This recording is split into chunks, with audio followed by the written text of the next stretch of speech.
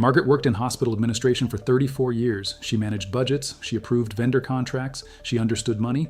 She retired in August of 2024 with $340,000 saved across 3 accounts, a 401k, a savings account at the bank she had used since 1991, and a small brokerage account her late husband had opened decades ago. By March of 2025, she had received 2 letters from her bank. One was about a fee change on her savings account. One was a promotional offer for a new CD product. Neither letter used the word loss. Neither letter told her what she needed to know. What Margaret did not realize was that her savings account had been paying her 0.01% interest while inflation was running at more than 4%. On her $80,000 in that account, she was earning $8 a year. She was losing roughly $3,200 a year in purchasing power. The bank sent her a promotional offer. The bank did not send her the math. Today, I'm going to walk you through 5 specific ways banks are quietly draining retirement savings and 5 specific accounts that actually grow your money in retirement. These are not abstract concepts. Each one has a name, a number, and a direct impact on how long your money lasts. And every one of the 5 traps is something the bank understands perfectly and has no incentive to explain to you. The first way banks rob retirees is the traditional savings account. This is the account Margaret had. It is the account most Americans over 60 have held for decades. It has a familiar name. It has a branch around the corner, it has a number they have memorized, and it is paying them almost nothing. The national average interest rate on a traditional bank savings account as of 2026 is 0.41%. The largest banks in the country, the ones with the most branches, the most advertising, and the most name recognition, routinely pay between 0.01% and 0.10% on standard savings accounts. On a $100,000 balance, 0.01% earns you $10 a year. That is not a typo, $10. Meanwhile, the Federal Reserve's benchmark rate has been above 4% for an extended period. The banks are borrowing your money at 0.01% and lending it out or investing it at dramatically higher rates. The spread between what they pay you and what they earn is profit. Your account is not a savings vehicle. It is a funding source for theirs. For a retiree, this is not a minor inconvenience, it is a structural problem. If your emergency fund, your near-term cash reserve, or your liquid savings is sitting in a traditional bank savings account, you are not preserving capital. You are losing ground to inflation every single month, while the bank uses your balance to fund its own operations. The fix is to know what high-yield savings accounts are paying right now. In 2026, online banks and credit unions are offering high-yield savings accounts between 4.5% and 5.1% APY on standard deposits. On that same $100,000, 5% earns you $5,000 a year. The difference between $10 and $5,000 on the same balance is not a small thing. Over 5 years, that difference compounds to more than $27,000 on a $100,000 deposit. Margaret did not know that account existed. The bank she had been with since 1991 had no reason to tell her. The second way banks rob retirees is the CD trap. Certificates of deposit are marketed aggressively to retirees. They sound safe. They are FDIC insured. They have a fixed rate. They have a known end date. Banks use these features to make CDs feel like the responsible adult choice for retirement savings. Here's what the marketing does not tell you. The CD rates offered at traditional branches are routinely lower than what is available at online banks, credit unions, and through brokerage platforms. A 12-month CD at a major national bank in 2026 might offer 1.5% to 2.0%. A 12-month CD at a competitive online bank or through a brokerage CD ladder is paying 4.5% to 5.0% on the same deposit with the same FDIC insurance. The second problem with CDs is the early withdrawal penalty. Most CDs carry a penalty of 90 to 180 days of interest if you withdraw before maturity. For a retiree who locks up $50,000 in a 5-year CD at a branch bank and then needs that money in year 2 for a medical expense, the penalty eats directly into principal if the interest earned has not yet exceeded the penalty amount.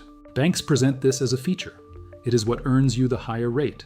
What they do not tell you is that the higher rate they are offering you is still below what you could have earned with full liquidity elsewhere. The specific trap is this. Banks know that retirees value certainty. They know that retirees are reluctant to move money to institutions they do not recognize. They price their CD products accordingly, offering just enough to feel competitive without actually being competitive.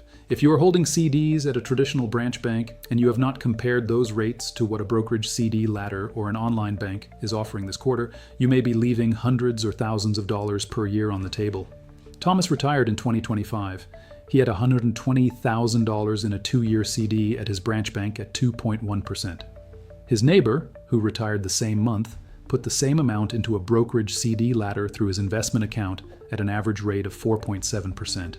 Over 2 years, Thomas earned $5,076. His neighbor earned 11,296 cedis on the same deposit, with the same FDIC protection on the same timeline. The only difference was where the CD was purchased. Thomas's bank never mentioned that comparison was possible. The third way banks rob retirees is through checking account fees. This one is the most visible and the most underestimated. Monthly maintenance fees, minimum balance fees, paper statement fees, overdraft fees, out-of-network ATM fees, wire transfer fees. These charges are individually small. Collectively, for a retiree on a fixed income managing multiple accounts, they add up to hundreds of dollars per year in pure friction. The average monthly maintenance fee at a major national bank for a standard checking account is between $12 and $15 per month if the minimum balance requirement is not met. That is $144 to $180 per year to hold your own money. For a retiree who manages cash flow carefully and occasionally dips below a $1,500 or $2,500 minimum threshold, this fee fires automatically with no warning. The bank does not call, the bank does not send a reminder. The fee processes silently. Paper statement fees are a particular issue for older retirees who prefer physical records. Some banks charge $2 to $5 per month for paper statements. That is $60 per year to receive a document about your own account. Out-of-network ATM fees compound. The average out-of-network ATM charge in 2026 is $4.73 per transaction when you combine the bank's own fee with the ATM operator's surcharge. For a retiree who withdraws cash twice a week from a convenient ATM rather than a branch, that is $492 per year in fees. On transactions that carry no fee at all at dozens of online banks and credit unions, the fix is a zero-fee checking account. They exist. Online banks offer checking accounts with no monthly maintenance fees, no minimum balance requirements, no paper statement fees, and ATM fee reimbursement nationwide. Some credit unions offer the same. If you are paying any monthly fee on a checking account in retirement, you are paying the bank for the privilege of storing money it is already using to fund its own operations. That is a negotiation you should not be losing. The fourth way banks rob retirees is the money market account illusion. Banks market money market accounts as a step up from savings accounts. Higher yield, more flexibility, still liquid, still safe. For decades, this was roughly accurate. Money market accounts at banks did pay meaningfully more than savings accounts. That relationship no longer holds the way it once did. Bank money market accounts in 2026 are paying between 0.5% and 1.5% at most major institutions. Money market mutual funds available through brokerage accounts, which invest in short-term government securities and high-quality commercial paper, are paying between 4.3% and 5.0% on the same type of liquid, low-risk cash. The word money market appears in both product names. The returns are not comparable. The distinction matters because retirees often park large amounts of cash in bank money market accounts while deciding what to do with it. Proceeds from a home sale, an inheritance, a rollover in transit. This is precisely the period when the gap in yield is most expensive. A retiree who holds $200,000 in a bank money market at 0.8% for 6 months earns $800. The same balance in a brokerage money market fund at 4.8% for 6 months earns $4,800. The difference is $4,000 for doing nothing other than choosing a different account type. The bank's money market account is also not a money market mutual fund from a regulatory standpoint. Bank money market accounts are FDIC-insured deposit accounts. Money market mutual funds are not FDIC-insured, though they invest in extremely short-duration, high-quality instruments and have a strong track record of maintaining a 1.0 net asset value. Understanding the distinction matters. The returns on the fund side are currently far superior, and for most retirees holding cash for 30 to 180 days, the risk profile of a government money market fund is appropriate and the yield difference is significant. If you are hitting the subscribe button right now and turning on the bell, you are going to get a video next week that goes deeper on money market fund types and which ones are appropriate for different retirement situations. Hit the like button right now and share this with a retiree who is still holding idle cash in a bank money market account. The fifth way banks rob retirees is the annuity sale at the branch. This is the most expensive trap on this list. It is also the most aggressively marketed. Many major banks have wealth management or financial services divisions that sell annuities directly to customers at the branch level. The customer comes in to ask about CDs. The banker, who is licensed to sell insurance products, pivots to an annuity conversation. The annuity sounds like a CD. It has a fixed rate. It has a term. It has a guaranteed element. But it is not a CD. It is an insurance contract. And the difference in fees, surrender charges, and commissions is not disclosed in plain language during the branch conversation. Variable and indexed annuities sold at bank branches routinely carry surrender charge periods of 7 to 10 years. If you need your money before the surrender period ends, you pay a penalty that starts at 7% to 9% of the withdrawal amount in year 1 and declines by roughly 1 percentage point per year. On a $150,000 annuity with a 9% surrender charge, a withdrawal in year 1 costs you $13,500. The commission paid to the banker who sells you this product is typically 5% to 8% of the premium. On that same $150,000, the bank representative earned $7,500 to $12,000 for that conversation. That commission is embedded in the product. It is not a line item. It is not disclosed at the point of sale in most states in plain language. It is recovered from your returns over the life of the contract. This does not mean all annuities are wrong for all retirees. There are specific situations, primarily for retirees with longevity risk and no pension, where a simple income annuity purchased through a fee-only advisor provides genuine value. That conversation looks nothing like a branch banker pivot from a CD conversation. If you are ever offered an annuity at a bank branch, ask for the full surrender schedule, the total annual cost, including mortality and expense charges, and the commission being paid. Ask for those 3 things in writing before you sign anything. The conversation will change. Now let us talk about the 5 accounts that actually grow your money in retirement. The first account is a high-yield savings account at an FDIC-insured online bank. This is not exotic. It is not complicated. It is the same basic savings account structure delivered at 4.5% to 5.1% APY instead of 0.01%. FDIC insured up to $250,000 per depositor per institution. Fully liquid, no penalties, no minimum hold period, no surrender charges. The transfers to and from your checking account take 1 to 3 business days. For your emergency fund, your near-term cash reserve, and any money you expect to spend within the next 6 to 12 months, this is where it should live. Not at your branch bank, not in a money market account at your brick-and-mortar institution. Here. The second account is a Treasury Direct account holding short-term T-bills. United States Treasury bills are direct obligations of the federal government. They are issued in terms of 4 weeks, 8 weeks, 13 weeks, 17 weeks, 26 weeks, and 52 weeks. In 2026, 13-week T-bills have been auctioning at rates between 4.3% and 5.0%. They are purchased directly at treasurydirect.gov with no broker, no fee, and no intermediary. The interest is exempt from state and local income tax, which matters significantly for retirees in high-tax states. Here's the specific advantage for retirees. T-bills can be laddered.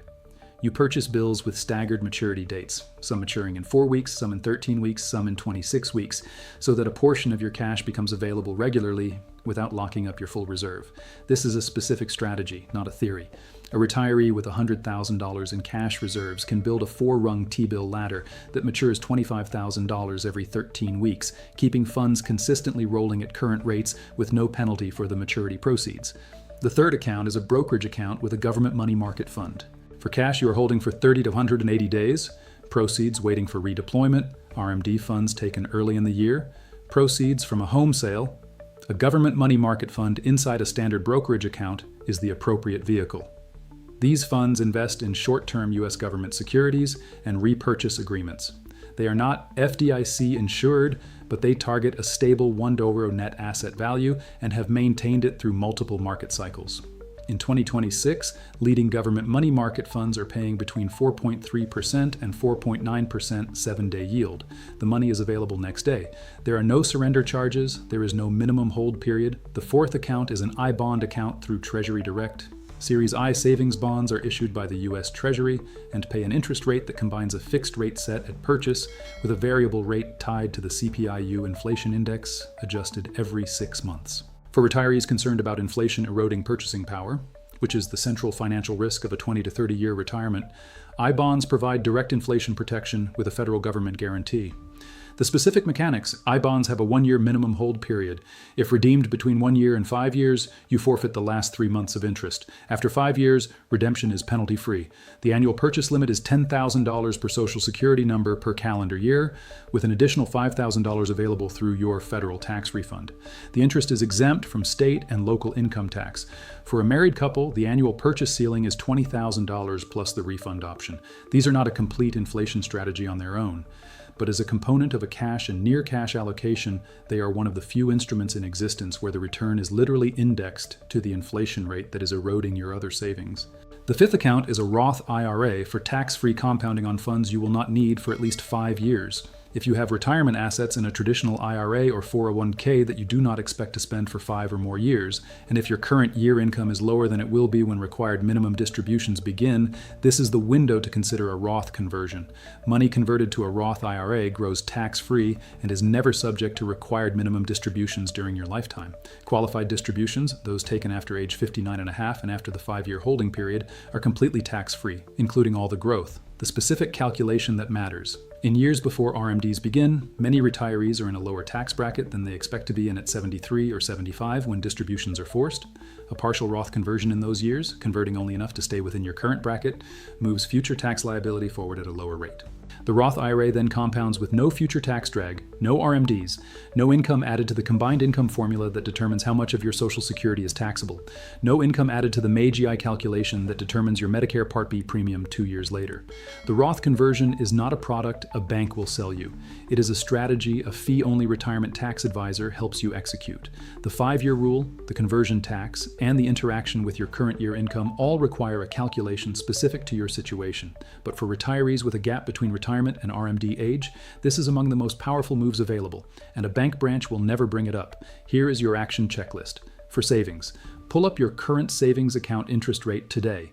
If it is below 4.0%, open a high-yield savings account at an FDIC-insured online bank and transfer your liquid cash reserve. The account takes 10 minutes to open. For CDs, before renewing any CD, compare the renewal rate to what is available at online banks and through brokerage CD platforms. If the difference is more than 1%, move. The FDIC protection is identical, the rate is not. For checking, list every fee you paid on your checking account in the last 12 months, monthly maintenance, ATM fees, paper statement fees. If the total exceeds $60, research zero-fee checking accounts at online banks and credit unions. There is no reason to pay for checking in retirement. For money markets, identify any balance sitting in a bank money market account, determine the current APY, compare it to the 7-day yield on a government money market fund at a major brokerage. If you are not already at that brokerage, the account opening process takes less than 30 minutes. For any annuity offer received at a bank, before signing, request the full surrender charge schedule, the total annual contract cost including mortality and expense charges, and the commission being paid to the representative. Get all 3 in writing. If the representative cannot provide them, leave. For Treasury accounts, visit treasurydirect.gov and open an account. Purchase your first T-bill at the next weekly auction. Set a reminder to roll it at maturity if rates remain favorable. For Roth conversions, pull your most recent tax return. Look at your current bracket. Estimate your income at age 73 when RMDs begin. If you expect to be in a higher bracket at RMD age than you are today, consult a fee-only advisor about a partial Roth conversion strategy for the years between now and then.